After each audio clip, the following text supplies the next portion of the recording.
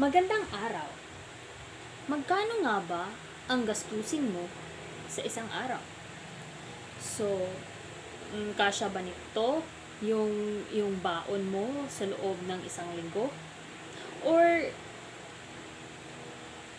nabibili mo ba ang iyong mga pangangailangan?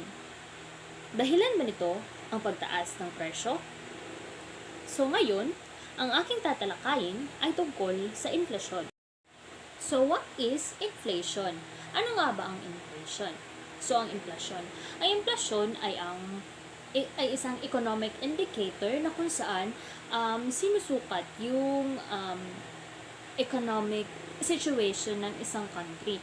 So ang inflation rin, dito mo masusukat or makikita yung pagtaas ng presyo ng mga pangunahing bilihin sa merkado. So, sa year 2000, sa ganyang halaga, or for the example, 1,000 peso noong 2000 is ganyan karami yung mabibili ng grocery. And then, pag dumating ka rito naman sa pangalawa, which is 2010, yung amount na 1,000 is yan lang yung mabibili mo sa 2010. Yan lang yung mabibili mo. So, in the year 2020, makikita natin na mas lumiit lang yung mabibili natin na grocery sa halagang 1,000. So, try to imagine it.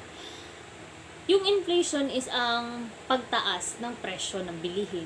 Kung noon ay yung 1,000 peso mo ay marami yung mabibili mo, pero kung ikukumpara mo ngayon, dahil sa inflation, ay yan lang yung matitira.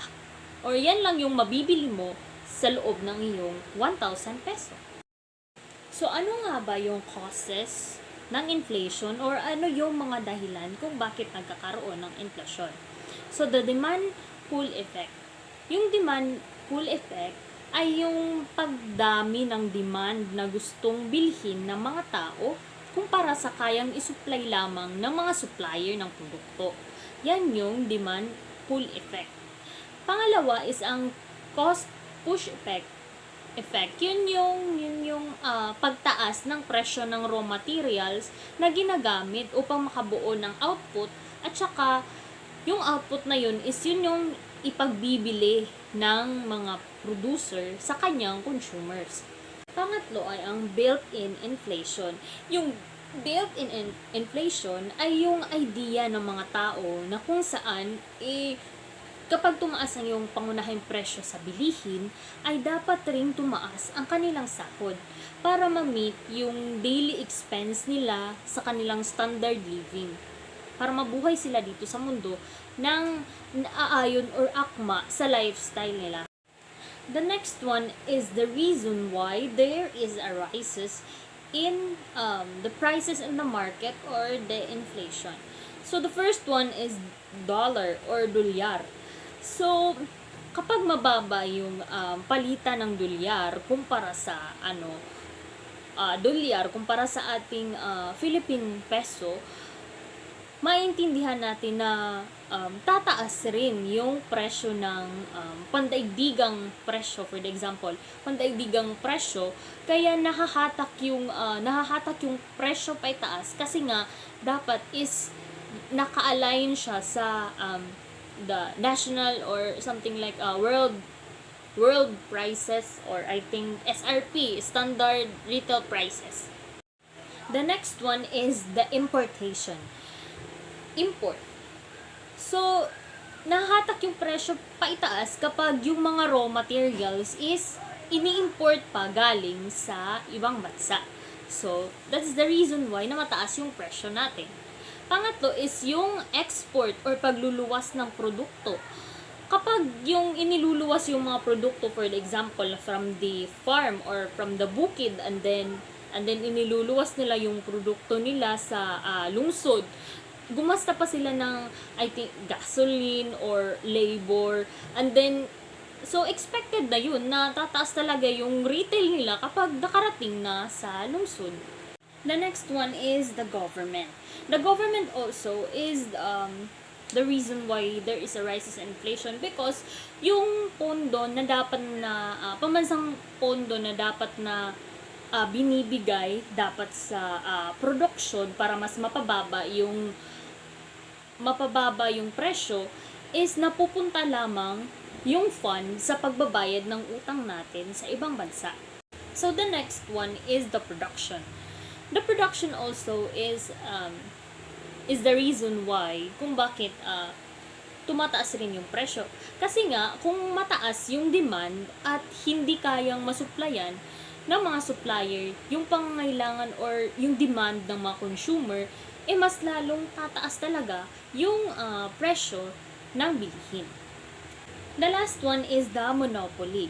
The monopoly is yun yung may nagko-control sa production, sabihin na nating may nag-hoard ng supplies, kaya mas tumataas yung presyo. Sila rin yung nagko-control ng supply at saka presyo ng bilihin natin sa market.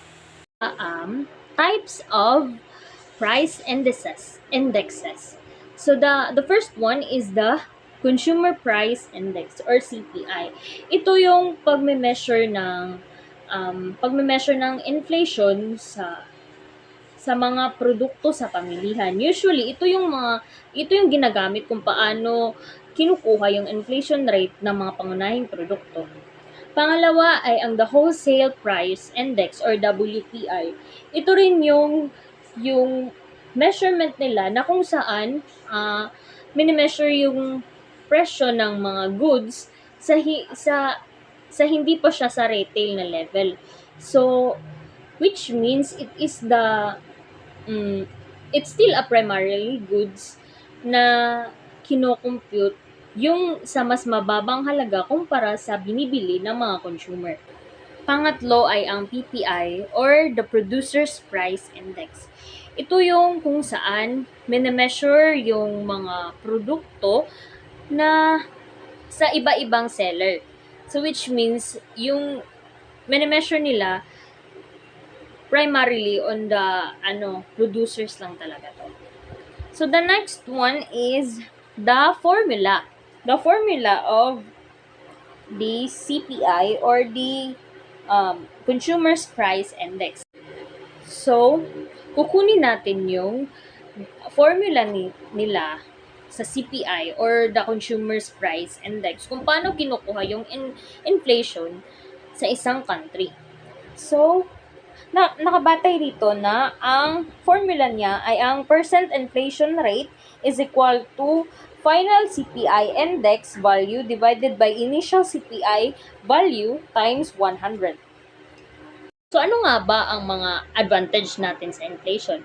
Pinakauna, kapag bumibili ka ng properties or yung mga tangible goods, kapag mataas yung inflation rate at kapag ibinenta mo na yun, mas malaki yung returns mo kumpara sa pagbili mo ng mga assets na yun. For the example, kapag nag-invest ka rin sa stocks, probably yung prices mas tumataas yun pagdating sa paglipas ng araw kasi nga yung value dahil sa inflation, yung value ay tumataas. So pangalawa is yung advantage rin na yun kapag may inflation is yung the more yung mga tao mas nagsispend sila ng kanilang money. So mas active yung economic activity natin at the same time mag-grow din yung ating country. So that was the advantages of inflation. So what is the disadvantages of inflation? Ano nga ba yung mga disadvantage natin sa inflation? So una, yung pera natin is nawawala ng halaga. The more na tumataas yung inflation, the more na tumataas rin yung mga presyo, hindi na kayang tugunan ng mga consumer na bibili pa ng ibang produkto bukod sa needs natin talaga. So that's what's the disadvantages. Also, when you have a portfolio or something like when you invest on the banks or bonds, mas maliit rin yung returns na nakukuha mo kapag mataas yung inflation rate kasi nga humihina yung yung purchasing power ng ating money. So that is the disadvantages, one of the disadvantages of the inflation rather. So ito yung mga pros and cons of inflation. The next one is, how are we gonna control the inflation? So as an economist, we need to usually the economists, they think on money policies to control the inflation, because banks will pump the money, specifically when yes, it rises the inflation rates because of the too much printing of money. Yes, but especially as a consumer, we cannot control the inflation. We cannot control the inflation. The next one is hedging against inflation. So ano nga ba yung hedge natin kapag nagkakaroon ng inflasyon? Yung hedge natin doon ay yung pag-e-invest sa mga stocks and sa mga tangible goods like gold, and specifically yung mga tangible nga. Kasi nga kapag lumipas yung mga time or sa pagdaan ng mga panahon, kapag tumataas yung inflation, mas tumataas rin yung value ng ating assets, because we call this assets, especially the tangible ones. And these stocks also will rises its prices because of the inflation. As the next one is inflation good or bad? I cannot say that it is good or either bad, because too much inflation will also harmful in our economy. And also, kung walang inflasyon or yung pagtaas ng mga bilihin, parang hindi mo makikita talaga yung improvement ng isang country kapag walang inflasyon. Kasi nga, base sa mga types na sinabi ko kanina, dahil nagkakaroon ng inflasyon, because one of that is we use the fund to build the for example, the bridges and also the constructions, the the personnels that we use, something like that. So I cannot say that it is good or either bad, but it's still, we can have, and we do have a advantages and disadvantages on that.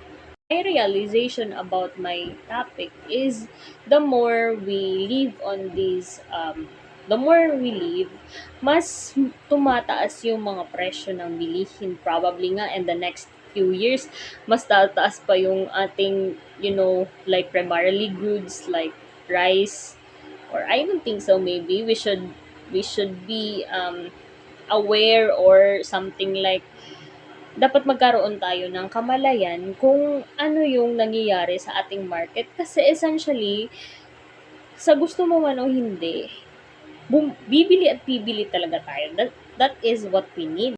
That's my topic all about. Thank you for listening and have a great day.